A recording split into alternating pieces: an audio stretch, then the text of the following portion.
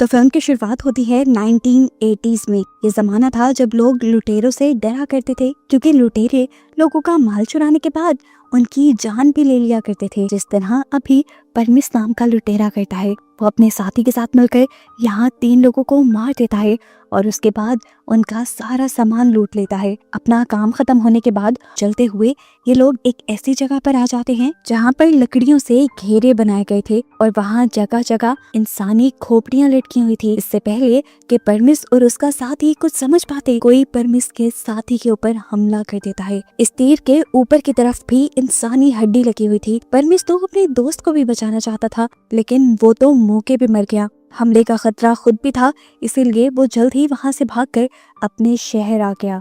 Premise अपना सारा लूटा हुआ सामान छुपा देता है, लेकिन उसकी बदकिस्मती कि उसे ये सब करते हुए शेरिफ का असिस्टेंट देख चुका था और उसने अब ये सारी बात आकर शेरिफ को बताई, जिसका नाम था हंट। उसने बताया कि मुझे लगता है कि परमिस एक लुटेरा है, क्योंकि वो अपना सामान छुपा रहा था। ये दोनों फैसला करते हैं कि अगर ऐसी ही बात है तो ये लोग परमिस को पकड़ेंगे। हंट अपने असिस्टेंट के साथ बाहर में आ जाता है जहाँ पर परमिस बैठा हुआ था। इन्होंने जाते ही उसे नहीं पकड़ा, बल्कि हंट ने पहले बैठकर उसके काम के मुतालिक सवाल करना शुरू किए और जब देखा कि परमिस घबरा गया है तो उसका शक यकीन में बदल गया। इससे पहले कि वो परमिस को पकड़ता, परमिस उठकर वहां से भाग गया और उसे रोकने के लिए शेरिफ ने पीछे से उसकी टांगों पर गन चलाकर उसे वहीं पे रोक दिया। जख्मी होकर वो यहीं गिर गया। अब क्योंकि ये सारा काम बाहर के सभी लोगों के सामने हुआ था, तो सभी लोग ये जान गए कि परमिस एक लुटेरा है। यहाँ पर हम एक जॉन नाम के आदमी को देखते हैं जो परमिस को जख्मी देखकर उसके लिए परेशान हो जाता है और उसकी मदद के लिए शहर में डॉक्टर ढूंढने के लिए जाता है। इस शहर में सिर्फ एक ही डॉक्टर थी और हमें दिखाया गया कि उसके हस्बैंड को भी बहुत ज्यादा चोट लगी हुई है। उसकी टांग बुरी तरह जख्मी थी, जिसका इलाज वो खुद कर रही थी। लेकिन अब क्योंकि ये एक इमरजेंसी थी, इसीलिए वो अपने हस्बैंड से परमिशन लेकर जॉन के साथ पुलिस स्टेशन आ जाती है। पुलिस स्टेशन आकर देखा कि हालात तो उससे कई ज्यादा खराब हैं। परमिस की टांग उसकी सोच से ज्यादा जख्मी थी, जिसे ट्रीट करने में उसे तकरीबन पूरी रात लग सकती थी और उसके बाद भी वो कब ठीक होगा ये भी वो नहीं बता सकती थी। डॉक्टर अपने काम में लग जाती है और सीन कट होकर हमें दूसरी तरफ एक लड़के को दिखाया जाता है। वो अपने फार्म हाउस में किसी काम के लिए जा ही रहा था कि एकदम से उसे घोड़ों के तेज भागने की आवाज सुनाई दी। वो जब चेक करने गया तो सामने का मंजर काफी अजीब था। उसके सामने इस वक्त जो इंसान थे वो हम जैसे बिल्कुल नहीं लग रहे थे। इससे पहले कि वो कुछ सोचता और वहां से भागता, ये लोग उसे पकड़कर मार डालते हैं और बहुत ही ज्यादा बेरहमी से उसके जिस्म को जगह जगह से जख्मी करते हुए। असल में ये लोग आए थे परमिस का पीछा करते हुए। ये लोग असल में थे कैनिबल्स, यानी इंसानों का गोश्त खाने वाले। खैर, सुबह हो जाती है और हम शेरिफ को अपने घर पे दिखते हैं। एक आदमी घबराया हुआ उसके घर आता है और उसे खबर देता है कि उसने फील्ड्स में एक आदमी को मरा हुआ देखा है और उसकी लाश की हालत बहुत ही ज्यादा खराब है। वो बताता है कि मैं इस सब की रिपोर्ट करने के लिए पुलिस स्टेशन भी गया था, लेकिन वहां जाकर मैंने देखा कि वहां कोई भी नहीं है, यहाँ तक के कैदी भी नहीं।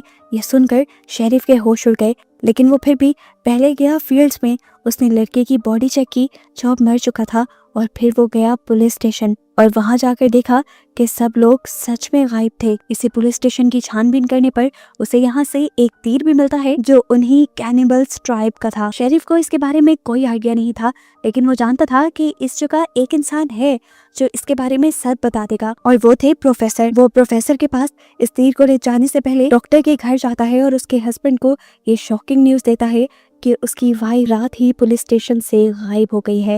ये सुनकर उसके हस्बैंड के तो होश ही उड़ गए। शेरिफ उसे कहते हैं, तुम घबराओ नहीं, मैं उनका सुराग लगा कर रहूंगा। परेशान आर्थर अब शेरिफ का पीछा करने लगा। वो बाहर में आए जहां उन्हें प्रोफेसर मिल गए। उन्होंने प्रोफेसर को ये तीर दिखाया, जिसे देखकर प्रोफेसर भी परेशान हो गए।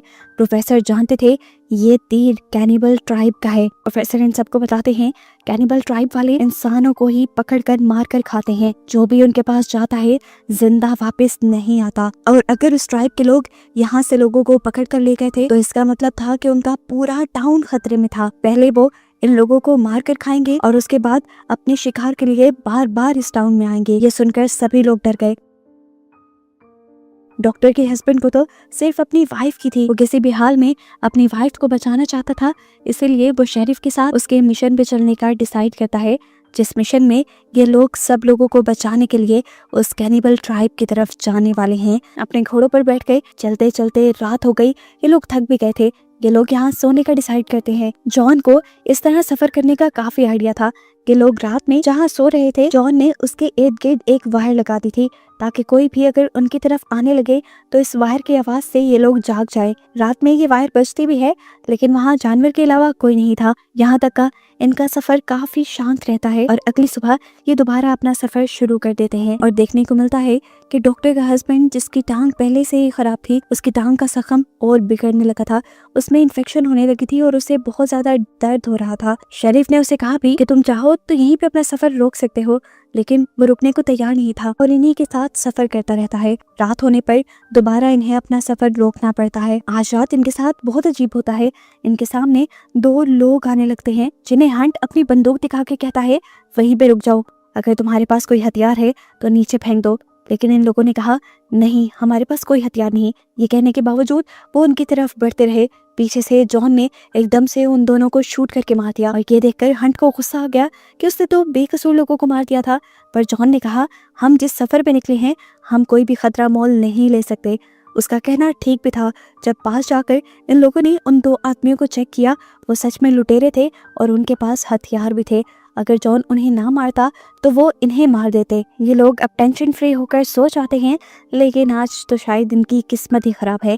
एक और मर्तबा लुटेरे इनके ऊपर हमला करते हैं और चुपके से इनका सामान लूट लेते हैं। वो तो इनके घोड़े भी ले जा रहे थे, लेकिन जॉन का घोड़ा जो बहुत ज्यादा लॉयल था, वो उनके साथ जाने को तैयार ही नहीं हुआ। इसलिए उन लोगों ने उस बेचारे घोड़े को बुरी तरह जख्मी कर दिया और जब जॉन और बाकी लोगों को, जिनको उन लुटेरों ने बेहोश कर दिया था, होश आया तो ये सब देखकर वो बहुत ज्यादा शॉक रह गए। जॉन को तो अपने घोड़े की हालत देखकर बहुत ज्यादा दुख हो रहा था। एक वही तो इस दुनिया में उसका दोस्त था, साथी था, और अब जितनी वो तकलीफ में था जॉन से देखा ही नहीं गया।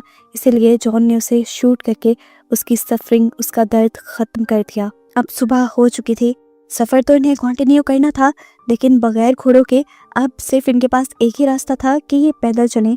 लेकिन डॉक्टर के हस्बैंड की टांग बहुत ज्यादा खराब थी, वो ज्यादा पैदल नहीं चल सकता था। इसीलिए बाकी सब लोग उसे वहीं पे रुकने का कहते हैं और उसे पेन किलर भी दे देते हैं। अब क्योंकि आर्थर यानी उस डॉक्टर का हस्बैंड पीछे रह गया था, तो ये लोग सफर में जैसे जैसे आगे बढ़ रहे थे तो पीछे पत्थरों से अपने निशान छोड़ते जा रहे थे, ताकि वो जैसे ही ठीक हो तो इनका पीछा कर कर इन तक पहुंच सके। कुछ ही देर चलने के बाद आखिर इनका सफर खत्म हुआ।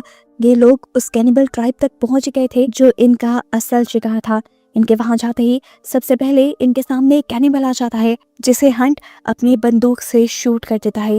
गोली की आवाज सुनकर और कैनिबल्स इधर आ जाते हैं और अपने अजीबोगरीब हथियारों से इनके ऊपर हमला करना शुरू कर देते हैं। इन अजीब हथियारों के साथ तो इन लोगों को उन कैनिबल्स से लड़ना भी नहीं आ रहा था। जॉन बहुत ज्यादा जख्मी हो गया। जॉन की हालत अब ऐसी नहीं रही थी कि वो लड़ सके, इसीलिए शेरिफ और उसका साथी जॉन को वहीं छोड़ देते हैं और उसकी हिफाजत के लिए उसे एक गन भी दे देते हैं। देखने को मिला कि जॉन बहुत ज्यादा बहादुर था। अपने मरने से पहले भी उसने अपने सामने आने वाले 3 कैनिबल्स को शूट करके मार डाला और आखिर में फिर खुद भी मर गया। यहाँ शेरिफ और उसका साथी जो चालाकी से कैनिबल ट्राइब के केव के अंदर जाने वाले थे, वो उन्हीं के हाथों पकड़े गए। वो ले जाकर उन्हें एक जेल में बंद कर देते हैं, जहाँ सामने वाले जेल में बाकी लोग भी कैद थे, लेकिन ये लोग सिर्फ 2 ही थे। शेरिफ पूछता है कि परमिस कहाँ है, तो डॉक्टर ने बताया कि उसे तो ये कैनिबल्स मारकर खा चुके हैं और अब बस हम 2 बचे हैं। ये बात सुनकर शेरिफ और सब लोग घबरा गए। इतनी ही देर में यहाँ पर एक कैनिबल आया और अपनी अजीब सी सीटी से उसने यहाँ सबको बुला लिया, जिसके बाद उसने जेल से बाहर निकाला, उसके कपड़े उतारे और 2 कैनिबल्स ने टांगों से पकड़कर बेदर्दी से उसे दरमियान से चीर दिया। इस भयानक मंजर से ये लोग घबरा जाते हैं। इनको कुछ समझ नहीं आ रहा था कि ये लोग क्या करें, लेकिन फिर भी शेरिफ को उम्मीद थी कि आर्थर यानी डॉक्टर का हस्बैंड उन्हें बचाने जरूर आ जाएगा। डॉक्टर ने पूछा आर्थर कहाँ है, तो शेरिफ ने बताया कि वो तुम्हें बचाने के लिए हमारे साथ ही आ रहा था, लेकिन उसकी टांग का जख्म बहुत ज्यादा बिगड़ गया, उसे दर्द होने लगा, इसीलिए हम उसे रास्ते में छोड़ आए। ये सुनकर डॉक्टर गुस्से से पागल हो गई और उन पर चिल्लाने लगी, तुम उसके साथ ऐसा कैसे कर सकते हो? इतनी खतरनाक जगह पे तुम उसे कैसे छोड़ के आ सकते हो? शेरिफ उसे समझाता है कि लड़ने का टाइम नहीं है, ये टाइम है मिलकर लड़ने का। शेरिफ डॉक्टर से पूछता है यहाँ कितने कैनिबल है, तो डॉक्टर बताती है यहाँ 15 से 12 कैनिबल कैनिबल्स है। अब क्योंकि हम देख चुके थे कि 3 कैनिबल्स को तो बाहर जॉन ही मार चुका था, तो बाकी यहाँ रह गए लगभग 12। अब अपने आप को यहाँ से रिलीज कराने के लिए ये लोग एक प्लान बनाते हैं। शेरिफ के पास वाइन थी जिसके अंदर ये लोग जहर मिला देते हैं और उसके लिए आपस में ही लड़ने लग जाते हैं। कैनिबल्स जैसे ये देखते हैं तो उन्हें लगता है कि जैसे वाइन नहीं कोई बहुत ही कीमती चीज है, इसीलिए वो उनसे छीन कर पी लेते हैं। ये वाइन इस टाइम 3 कैनिबल्स ने पी थी, जिन्हें पीते ही ये तीनों मर गए और शेरिफ का प्लान काम कर गया। सीन कट होकर अब हमें आर्थर को दिखाया जाता है जो किसी तरह रेंगते हुए इस कैनिबल ट्राइब के केव की तरफ पहुंच गया था। उसे जैसे ही 2 कैनिबल्स ने देखा तो उसके ऊपर हमला करने लगे, लेकिन उससे पहले ही आर्थर ने उन दोनों को शूट करके मार डाला। जिसके बाद वो घसीटते हुए इनके पास गया और उसने देखा कि इनके गले में एक अजीब सी विसल थी, जिसके जरिए ये लोग अपने दूसरे साथियों को बुलाते थे। वो इस आदमी की विसल को खुद बचा देता है, जिससे और कैनिबल्स यहाँ आ जाते हैं और वो उसे भी शूट कर देता है। यानी काफी सारे कैनिबल्स को तो आर्थर ने ही मार दिया था। अब सिर्फ 4-5 ही कैनिबल्स बच गए थे जिनसे इन लोगों ने लड़ना था। हमें केव के अंदर का सीन दिखाया जाता है जहां कैनिबल्स के लीडर को पता चल गया है कि शेरिफ ने गेम खेलकर चालाकी से 3 कैनिबल्स को जहरीली वाइन पिलाकर मार दिया था। वो अपना बदला लेने के लिए गुस्से में शेरिफ को बाहर निकालता है। उसके पेट पे बेदर्दी से एक कट लगाते हुए वाइन की बोतल उसी के पेट में घुसा देता है।